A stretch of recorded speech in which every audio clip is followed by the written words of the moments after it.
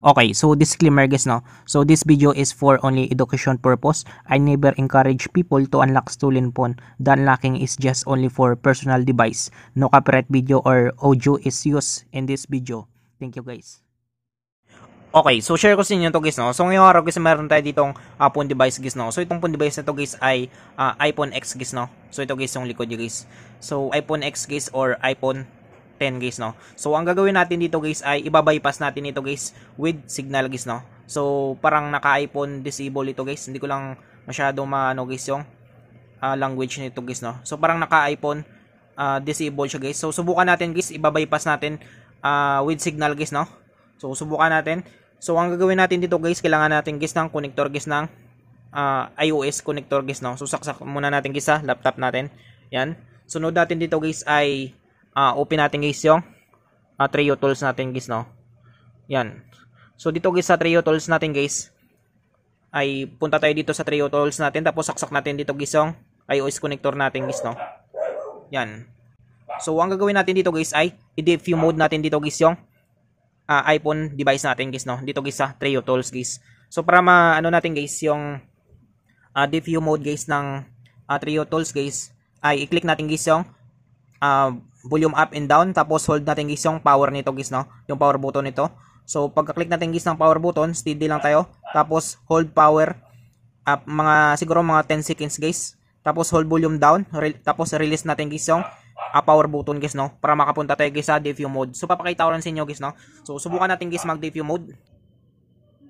So simulan natin guys. So click natin guys yung volume up. Click natin yung volume up, tapos volume down, tapos i-power natin. So antayin natin mag-shutdown guys yung phone device nito guys, no. So papakita ko sa inyo guys kung paano tayo mag DFU mode guys, no. Yan, tapos click natin guys yung volume down, tapos release natin guys yung power button guys, no. So pupunta tayo guys sa DFU mode. Yan. So makita nyo guys ay pumunta na tayo dito guys sa DFU mode guys, no. Sunod natin dito guys ay punta tayo dito guys sa unlock tool natin guys, no. Sa software natin guys. Yan. So minimize lang natin. Click natin guys yung Apple na ito. So click natin guys yung I understand na ito. So click natin ito guys yung phone DFU na ito. So gamit tayo dito guys ng Gaster guys, no. So Gaster tayo. So wait lang natin guys maglabas guys yung program guys, no.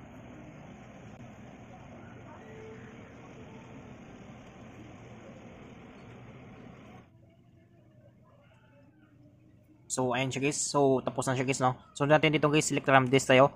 So iPhone X tayo. Tapos click natin guys yung boot RAM disk na ito guys, no. So wait natin ulit guys maglabas guys yung program niya guys, no.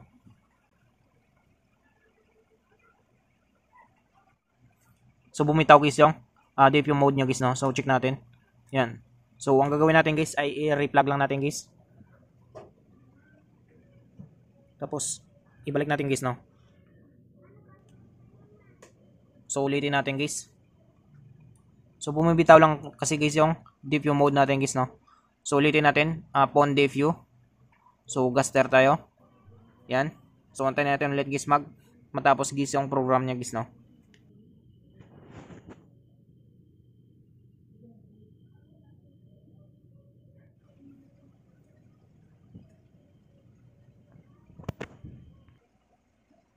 So ayan siya guys, no. So natin guys ay select RAM disk tayo guys. So iPhone X tayo guys, no. So click naman natin ulit guys yung boot RAM disk na ito guys, no. So antayin natin ulit guys matapos guys yung program nito guys, no. So ayusin natin guys yung camera natin.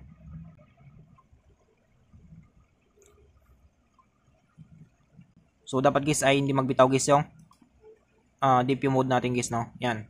So wait lang natin guys.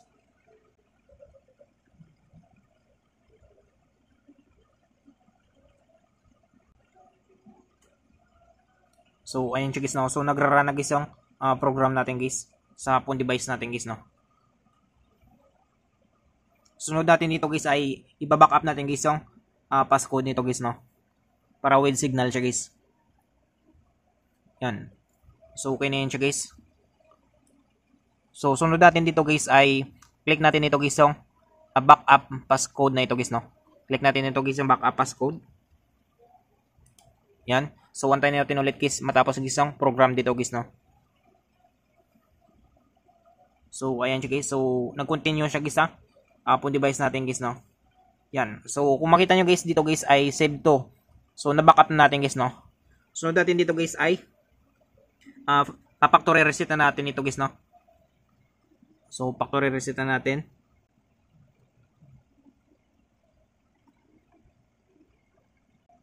So, click natin guys yung factory reset yan. So, antayin natin ulit guys matapos guys yung program nito guys, no? Yan. So, antayin natin guys mag-reboot guys ang phone device natin.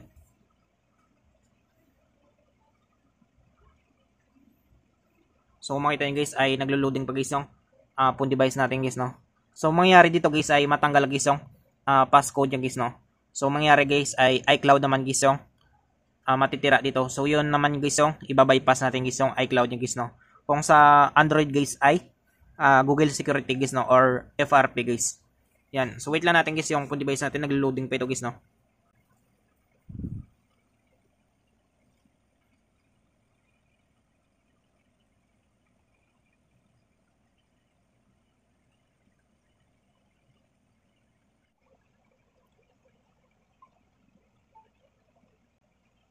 So, ayan siya guys, no? So, naka-hello na tayo guys.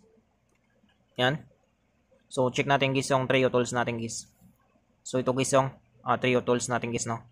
So, sunod natin dito guys ay DFU mode natin ulit guys, no? So, para ma-DFU mode natin guys ay ang gagawin natin.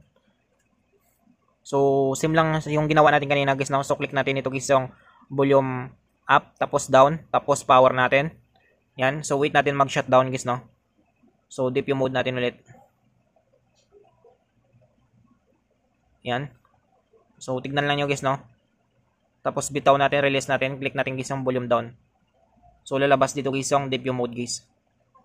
Yan. So, makita nyo guys, no? So, DFU mode na tayo. So, sunod natin guys ay ibabypass natin guys yung iCloud account yung guys, no? Or Google Security nyo guys kapag sa Android phone device or FRP guys, no? So, babypass naman natin. So, ang gagawin natin ay select natin ulit guys yung phone na ito guys, no? Phone DFU. Yan. So, gaster pa rin tayo guys. So, antayin natin yan siya guys, no?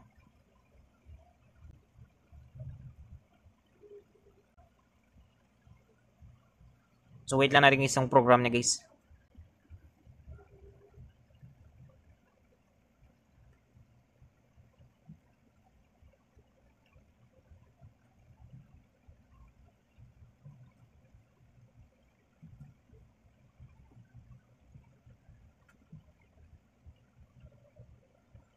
So, ayun siya guys, no? So, okay na tayo. So, click natin ulit ito guys yung select RAM disk na ito guys, no? So, iPhone X pa rin tayo guys. So, click natin guys yung boot RAM disk na ito guys, no? So, antayin natin ulit guys yung program na ito guys. So, bumitaw guys yung DFU mode natin guys, no? So, DFU mode not found. So, click natin guys yung Trio tools natin guys. So, bumitaw siya guys, no? So, replug natin ulit guys. Replug lang natin. Yan, lalabas ulit guys yung DFU mode. Yan. So, ulitin natin guys. So, phone tayo. Phone DFU. So, gaster pa rin tayo. So, ulitin natin guys, no? So, bumitaw kasi guys yung DFU mode niya guys, no? So, nangyari talaga yan guys, no? So, natural lang yan siya guys. So, kapag ganun mangyari guys, ay ulitin lang natin ulit guys. So, antayin lang natin guys yung matapos guys yung program nito guys, no?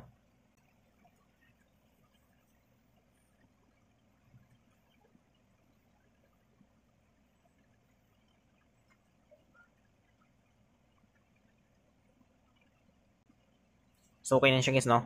So, select RAM disk pa rin tayo guys, no? So, iPhone X pa rin tayo. So, boot RAM disk tayo. Check natin guys yung Trio tools natin guys. Baka bumitaw naman guys, no? Yan. So, wait lang natin. So, dapat guys hindi siya magbitaw guys, no? Yan. So, tuloy-tuloy na yan siya guys. So, wait lang natin guys.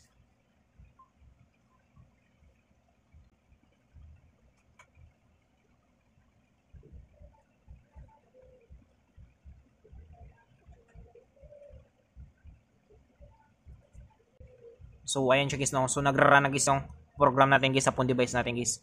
So, wait lang natin guys.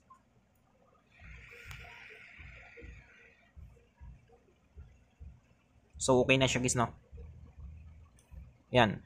So, yung susunod natin dito guys ay restore backup guys, no. So babackup na natin siya guys. So i-click natin ito guys yung restore backup na ito guys.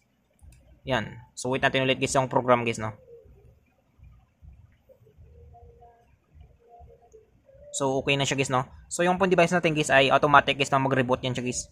So antayin na lang natin guys. So subukan natin guys, no, kapag matanggal natin guys yung password niya guys, no. Or yung passcode niya guys. So bypass natin ito guys ay passcode tsaka yung iCloud niya guys, no. So ito guys ay naka iPhone disable ito guys, no. Kaya with signal pa ito guys. So ayan siya guys, no. So okay na guys yung phone device natin guys. So successful tayo guys, no. Yan. So subukan natin guys, set up natin guys yung phone device natin. So English tayo. So Philippines. So next tayo. Next. So continue lang tayo. So continue. Set up later tayo guys and settings. So passcode option lang tayo. So don't use passcode guys. Don't use passcode. Set up as new iPhone guys. So click natin yan. So agree natin yan. Agree natin. Yan. So continue lang natin. Continue tayo. So not now lang guys. So set up later and settings guys, na. So don't share guys. Yan, so continue lang tayo. So continue, welcome to iPhone guys. Yan. So wipe to get started guys. So ayan siya guys, no. So na-bypass natin ito guys. So itong bypass natin guys ay with signal ito guys, no. May signal pa ito guys. Yan. So na-bypass natin guys yung iPhone X na ito guys, no. Gamit guys yung software natin guys. Yan. So ganoon lang guys, no, kung paano natin guys ma-bypass guys yung iPhone device natin guys na with signal guys, no. So I hope guys na makatulong sa inyo itong video tutorial natin. Sa mga bago pa lang sa ating channel guys, no, huwag natin kalimutan guys i-click guys yung subscribe at yung notification bell button para ma-update ko kayo guys sa susunod natin guys na video tutorial. Thank you guys and God bless sa lahat.